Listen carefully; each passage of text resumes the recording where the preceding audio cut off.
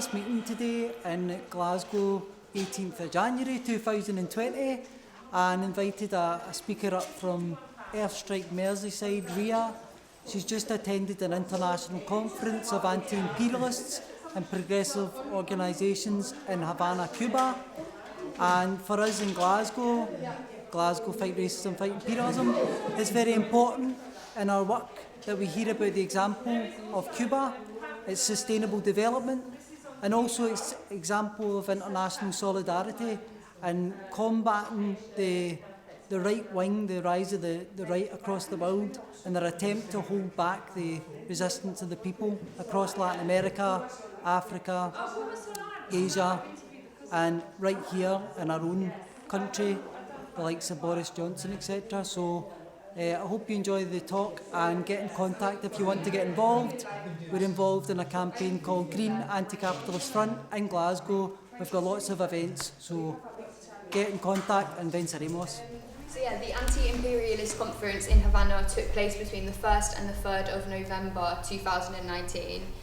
There were over 1,330 representatives from over 780 different social movements and organisations from 86 different countries that took part in this conference. I was on the delegation that was sent by the Revolutionary Communist Group and our campaign in solidarity with Socialist Cuba, Rock Around the Blockade. It was myself along with 2 other comrades. As Duncan said at the start, the conference was called to reignite the fight in solidarity with all those that are resisting imperialism around the world. The conference was 3 days, and it was 3 days of intense discussions, of anti-imperialist tribunes, of fiery speeches and proposals for action.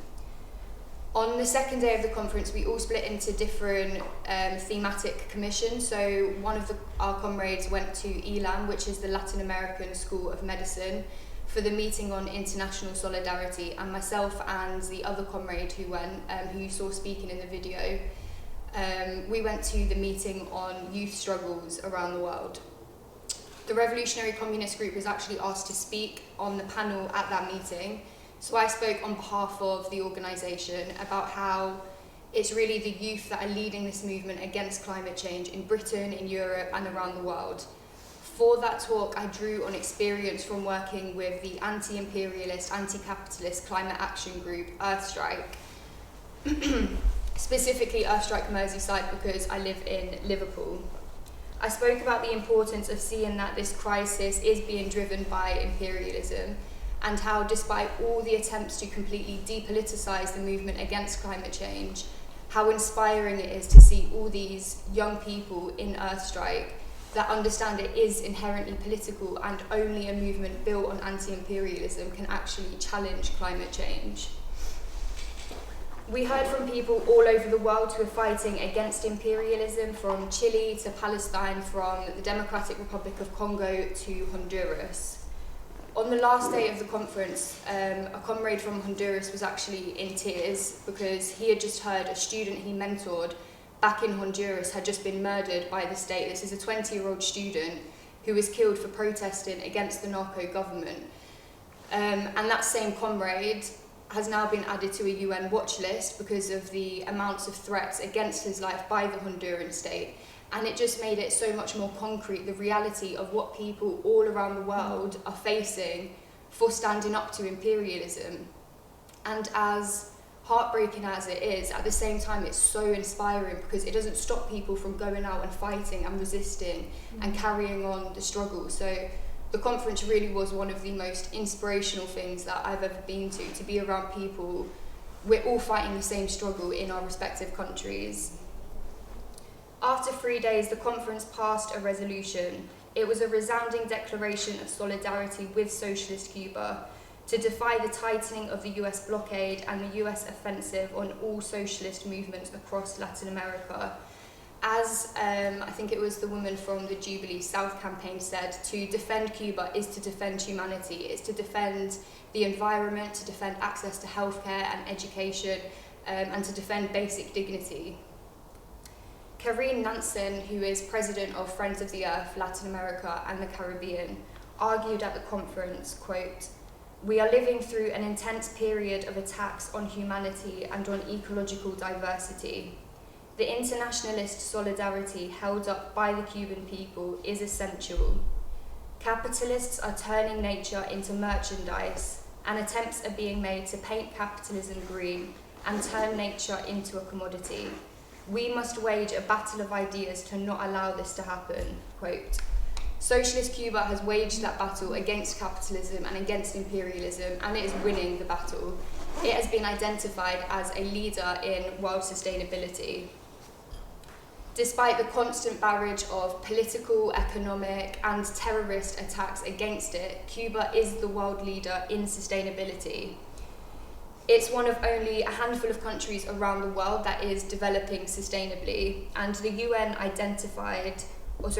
defined sustainable development as, quote, improving the quality of human life while living within the carrying capacity of supporting ecosystems, quote. To live within the carrying capacity of Earth's ecosystem, we have to have an ecological footprint of 1.7 global hectares per person or less. Only a few countries around the world have achieved that, Cuba being one of them. And in 2015, the UN identified Cuba as being the only country in the world to have not only achieved sustainable development, but to have done so while still providing a very high level of human development as defined by the Human Development Index. Cuba has been able to achieve that because it's socialist. The 1959 Cuban Revolution established central state planning, where all production is done according to a central national plan that takes into consideration the needs of the population that have to be met. There isn't the anarchic production that we experience under capitalism, which is a key characteristic of production under capitalism, where production happens for production's sake and for profit, and you have so much wastefulness under the capitalist system. So production is happening not to meet the needs of the people, but for profit, and let alone doing that within the carrying capacity of our ecosystem. Cuba has also achieved its status as leading the world in sustainability because of the real participatory democracy that it has, and one of the best examples of that is through the CDRs. CDR stands for Committee for the Defense of the Revolution, and they are neighborhood committees made up of around 100 Cuban families. They assume responsibility for things like social inclusion, for community activities, for organising themselves and being part of decision-making processes about how they should live. Of Cuba's 11.5 million inhabitants, almost 9 million Cubans are organised into these CDRs, meaning the vast majority of Cuban people are directly involved in influencing and making decisions about how they should live. Another example of Cuba's amazing democratic process is the 2019 Constitution. So in April 2019, Cuba updated its constitution, but 6 or 7 months before they did that, a draft of the constitution was made accessible and available to all Cubans. What followed was then months of debates and discussions up and down the country in over 133,000 meetings, in which over 8 million Cubans took part. So that is over three quarters of the population taking part in these debates and discussions. Every single comment or criticism or suggestion that was raised at those meetings was then logged into a central database before being analysed and categorised into one of several thousand different categories. The constitution was then modified, updated, and 68% of proposals were modified based on the will of the people and which proposals they supported and which they didn't. That updated constitution was then put to referendum, where over 85% of the entire Cuban population endorsed it. The new constitution enshrines a commitment to environmental protection. Despite the challenges that Cuba is facing, despite centuries of being underdeveloped, it is the leader in world sustainability, and that is because it's socialist. By contrast, on this sustainability index, Britain places 139th out of 163 countries. That is because this index takes into consideration not only what's happening nationally within each country, but also their activities overseas. And as an imperialist country, Britain ranks very low on that index. British banks are investing billions into the fossil fuel industry. HSBC is funding tar sand extraction in Canada. British supermarkets are propping up agribusiness corporations that are stealing land and water resources from around the world, and oftentimes this water that they're stealing is coming from places which are experiencing water shortages and extreme drought. But the supermarkets are propping up these agribusiness corporations because they're trying to force a level of completely unsustainable consumption onto sections of the better off in Britain and in other imperialist countries. The monoculture, soil exhaustion, biodiversity destruction that come with that are part and parcel of the imperialist system. British multinational mining companies are polluting water sources by spewing mineral waste into rivers, stealing and polluting agricultural land, polluting the air, destroying human and animal habitation, destroying the livelihoods of communities near mines across Latin America, Africa, and Asia. The world's biggest mining companies are incorporated into the City of London. Britain and the City of London are completely central to the global mining industry, and the city is actually the world's centre for industrial metals trading. There are over 250 mining-related conflicts in Latin America alone, and they're over things like environmental degradation, water theft, corruption, fraud, the criminalisation and repression of community opposition. British mining companies work in alliance with racist Latin American governments whose security forces are killing human rights defenders and others. Which just highlights the devastating social, cultural, economic and environmental impact of these projects.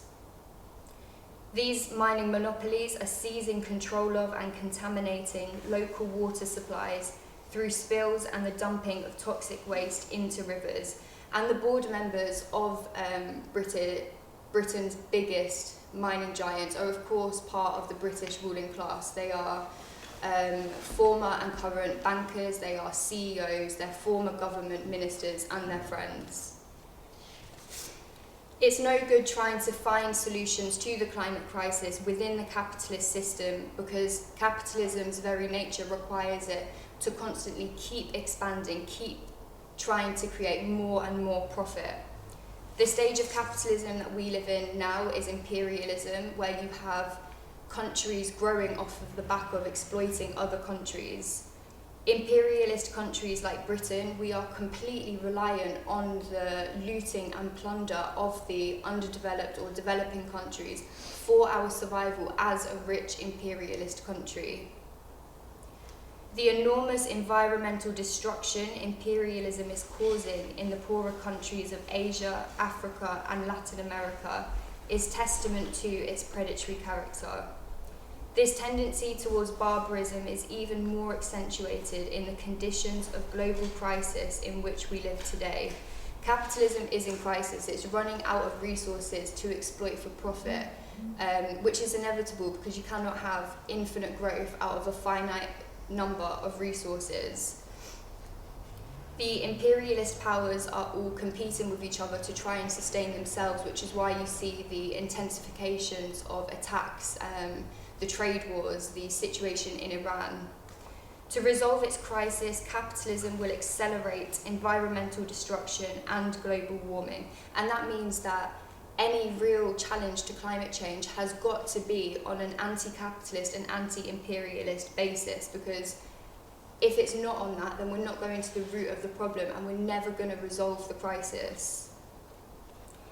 Those imperialist powers in Europe and in the US steal the natural resources of the poorer countries in more sophisticated ways now than they used to. So at the turn of the last century, corporations and multinationals from imperialist countries could just go into countries like Jamaica or Venezuela or India and take whatever they wanted from those countries. And if there was any challenge, then they could just bring in the British or Dutch or whatever it is army to back them up through a military invasion. Now those outright military invasions are disguised, like the recent racist and fascist coup in Bolivia, which was sold to us by our corporate media, by the BBC, by The Guardian, as being a protest in defence of human rights and in defence of the environment. And that narrative was shamefully supported by sections of the British environmental movement, for example, Extinction Rebellion. Now those outright military invasions... Oh, sorry, I just said that bit. So now the imperialist powers can't provoke outright war every time they want to steal resources, because the people in the imperialist countries, we would get sick of it. We would get sick of our government declaring war every other day, and we would revolt against them.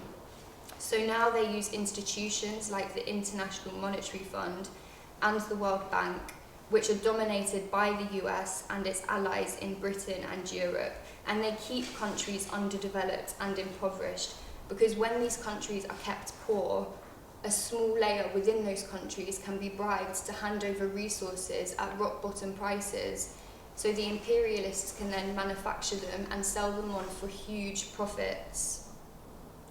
The way that these countries are kept impoverished is by loaning them money, and the woman from Jubilee Debt Campaign was talking more about this in the video. But millions of dollars are loaned to governments, oftentimes right-wing governments, corrupt governments, dictators. So none of that money, none of that loan is going towards social programs or access to healthcare and education, or towards the development of the country at all. In fact, the loans from the IMF and the World Bank come with structural reform requirements, meaning that the countries receiving those loans can't spend it on social programs. In fact, they have to cut social programs, they have to impose austerity measures, and they have to privatize industry. The privatization of industries is particularly key because those industries will a lot of the time be bought up by US companies, European companies, British companies. So the profits from the water resources, the minerals and mining resources, from the transportation or agriculture, are being taken by foreign corporations who are then extracting that money out of the country, leaving it even poorer than when they got the loan in the first place. Alongside the structural reform requirements, the loans come with massive interest rates, keeping countries indebted even when they've paid back the loan over and over and over again. Crucially, you now have foreign corporations with huge vested interest in the politics of another country. If I'm Glencore and I own the copper mines in Chile, then Chile elects a left-wing or progressive government that wants to nationalise the copper mines and take them out of foreign private control and use the profits for the development of Chile. Then as Glencore, I'm going to do everything that I can to make sure that that progressive or left-wing government is removed from power. It's important to remember that Bolivia is home to almost 2/3 of the world's lithium supplies, and before he was forced from power, the left-wing president Evo Morales had nationalised the lithium. He wasn't willing to hand it over to foreign companies and private investors, and he stipulated that any deal made on the lithium would have to be at least 51% owned by the Bolivian state. But that's not profitable for the corporations that are desperate to get their hands on that lithium, so they got rid of him. Lithium is going to be of massive importance over the upcoming period. Demand for it is set to double over the next 20 years because lithium is a key component for things like renewable energies and electric cars. Renewable energies and electric cars are key components for the different kinds of Green New Deals that we're being sold. But where will the minerals come from to fund this so-called green revolution? Unless there is a complete reordering in the relationship between the rich imperialist and the poorer, underdeveloped or developing countries, it's just going to be a continuation of imperialist domination and of ecological and environmental destruction. In the general election last month, none of the major parties gave any proposals to stop the eco-destruction caused by British or oil. by British mining or oil multinationals, or the vast tracts of land that are being seized and then exhausted by unsustainable monoculture. None of the manifestos of any of the major parties committed to tackling the capitalist system. None of them even committed to net zero carbon emissions by 2030. When the science community has been very clear that we have 10 years until we cause irreversible damage to the planet, we don't have the time to wait for the parliamentary parties to decide that they're going to start taking this crisis seriously. We don't have the time to waste. A Sadbrae man from War on once said, quote, "In this new energy revolution, it is cobalt, lithium, silver and copper that will replace oil, gas and coal as the new frontline of our corporate destruction. The metals and minerals needed to build our wind turbines, our solar panels and our electric batteries will be ripped out of the earth so that the UK continues to enjoy lifeboat ethics, temporary sustainability to save us at the cost of the poor," quote. This is just a new form of colonialism where individual countries like Britain will try and resolve their individual climate problems through new forms of plunder of developing countries, causing eco-destruction of those countries along the way. Capitalism and imperialism are the drivers of this climate crisis, so only an anti-capitalist and anti-imperialist movement is going to stop climate change. The demands of any serious movement that wants to challenge climate change have got to be, firstly, that the corporations and multinationals that are looting and plundering the resources of underdeveloped or developing countries, they've got to be forced to hand them back, and all countries around the world have to be in control of their own natural resources, A second demand has got to be that the so-called third world debt that is keeping countries impoverished and is forcing them to allow the looting and plunder of their resources, that so-called third world debt has got to be abolished. Fidel Castro said at the 1992 Earth Summit in Rio that developing countries should not be paying the foreign debt. Actually, the imperialist countries that are asking for that debt should be paying them for the ecological debt from centuries of underdevelopment, centuries of destroying their environments and ecology in the name of profit, centuries of stealing their natural resources and causing mass environmental and ecological damage. Cuba experienced that. It was once covered in 80% forests, but the imperialists cut down those forests so they could use the land for sugar plantations. They turned Cuba into a sugar colony to make all the sugar for the imperialist countries. By the time of the 1959 revolution, only 14% of Cuba was forests, but the Cuban people fought back against imperialism and they won. The Cuban youth are now leading the mass reforestation program to try and combat the environmental destruction left by centuries of imperialist domination, and now over 30% of Cuba is forest again. At the Anti-Imperialist Conference, Gail Walker, who is director of the US-Cuban Solidarity Group Pastors for Peace, she's emphasized, quote, "An attack on Cuba is an attack on all of us standing for justice," quote. Cuba stands as an alternative to the poverty, the war, the environmental destruction, the racism that are part and parcel of the capitalist system. Cuba's outstanding achievements, its commitment to its people and to the planet, stand to show that socialism is the only system that can provide both for the planet and for humanity.